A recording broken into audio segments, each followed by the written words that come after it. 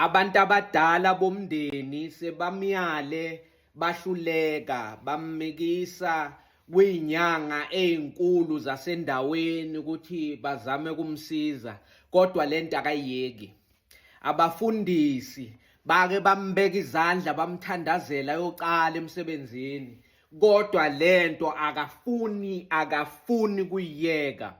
Ngisho baprofethi bayamtshela ukuthi njengoba uyoqala emsebenzini umndeni wakho ukulethelana ngelanga lokuqala before uyonyathela emagcekeni alapho uyosebenza khona geza nganawo amanzi, kodwa uzawukwenza lokho angayiyeki lento sekuke basola bathi no, lento into yabantu, izinto zabantu lezi ifakiwe lento, kodwa abanye bathi no man, lento wazalwa nayo. Lapho asebenza khona uyeba unesandla, uyatshontsha. Lo muntu uqala ukusebenza, uqala ederi akuphelanga 4 months uyaqala utshontsha amayogathi, utshontsha amabisi nga6. Bantu sebathenga erumini lakhe lapho achashe khona ibisi namayogathi, izinto zasederi, mathizi, sekubhizi, ugcina uyabanjwa, ubizelwa idisciplinary, limlahla icala ngokuganga ukutshontshela umchashi. Hayi, ukuhlala kwakhe 4 months akumenzanga washintsha. Ubaba wasendaweni wathi ngiyakubona mfana ujikanelanga, ngithenge umshini wokubhaka izitina, ngicela uzongisiza ukuthi sibhake izitina lana, ngiyayithengisa abantu abakhayo siyabathumelela, wena ngicela uzongisiza ukuthi ngibhake izitina. Hayi, wabonga wazisaba umndeni, hayi sengiyolekelela ubaba uyibani ukubhaka izitina. Asebenza akuphelanga unyaka, njalo makahamba baziyo bathi kusukela ngeviki lesibili bekahamba nesitina esisodwa asifaka esikhwameni nesikhaftini. Kuthiwa besaphuma bhembesile kanjena, aphuma bhembesile sekaya lapho ahlala khona, usindwa yisitina esisodwa. Makuphela unyaka kuthiwa wasukumisa indlu yenja kubo lapho kulala khona inja, bese kuyisitina se-first brick. Le yitina abantu bayayibuka, hayi bo, ngileyithengiswa ubaba uMthimunye moslezi. Bekazitshontsha ngawani. Hayi, waphela umsebenzi ngokuthi ezinye izitina bekayitshontsha akuthiwa bayodeliver. Uzawuxhumana nabantu bakulelo khaya, hayi mina nginama connection ngisebenza lapha, ngimi ulayisha leyitina, ngizawulayisha 50 more kodwa bese nina nibhadalela lezi aziwa ngubaba uMthimunye. Oh alright, usho ukuthi ungazingeza wena. Khuleka, futhi zidilizwa ngimi nomunye umfana engisebenza naye, kodwa loyo hayi akazi lutho nje, ngimi kahle ophethe lapha, onama connection, owazi zonke izinto, ngisho masaka simende utshelwa ngimi ubaba uMthimunye ukuthi athenge ngakhe. Vele lokuganga akathi ubaba uMthimunye uyabuka, uyacalculate, hayi mani. Ngisho bosimende bese abathenga, inkinga yakhe ukuthi lapho anikwe khona umsebenzi uyatshontsha.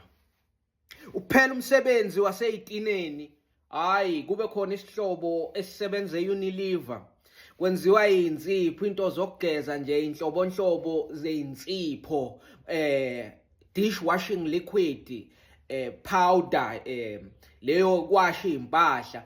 Hayi kuthiwa hayi mfo awuke ukhuphuka ubuye la eGoli, umsebenzi kuyasebenzeka. Hayi uzawubonga gangade, vele uyavaleliswa, uyakhuzwa futhi bantu abadala emndenini, njengoba ke umzala wakhe asakutholile umsebenzi le eGoli, sicela ungabi nesandla, ungathathi izinto zomuntu okuchashile, uyiphathe kahle emsebenzini. Umsebenzi sowusikasi kulesikhathi samanje. Yebo uzawuvuma ngathi uyezwa. First 3 months utsheliwe iprobation, uzawusolo afuna kodwa angathathi. kuzathi makuyophela 6 months soqalile soyifundile indawo sowazi nama security wazi nokuthi i-camera yase-Unilever ingakuphi uma uphuma uhamba ngakuphi ikubona ebusweni noma ikuthatha ihlangothi. Enyangeni yesi-9 nizozwa bathi hayi umfolo wasedondoni osebenze e-Unilever uthengise insipho. Hayi mani, insipho nje ezi-right 5 kg i-washing powder uyayithola lapha kuye ngo-60 rand. Kuthiwa hawu ninamanga, kuthiwe hey ngingakunika iy'namba zakhe. So thengisa izinto zase-Unilever, iy'nsipho zokugeza, i-6 pack yey'nsipho zokugeza zitholakala kuye. Ukutshela kahle ukuthi ya 40 rand lana, take it or leave it. Erumini lakhe sekuhlale kubhizi, kunekhona nje lakhe elidedicate ukuthi lana kuhlala izinto zase-Unilever. Istoko angasithengi ngemali yakhe, uphuma naso uma kuyisikhathi sokuphuma emsebenzini. Ma-supervisor se-Unilever sewathi ma-security ukuthi siyanicela, sicela nibuke ukuthi ngubani ophuma ney'nsipho lana, kunobugebengu obenzakalayo, kodwa-ke ubufakazi sengakabi nako. Ngeke kuphela isikhathi esingakanani, hayi nizozwa kuthiwa usetekisini uyeza, hawu mhlangabezene eDanDonald number 1 erenkini, kukhona into ayiphethe uthi nize nengolovane. Hayi uzawungena vele abantwana sebamlandile ngengolovane nakhona ufika ebusuku akafuni kubonwa neyikhwama. Hawu yini kwenze njani?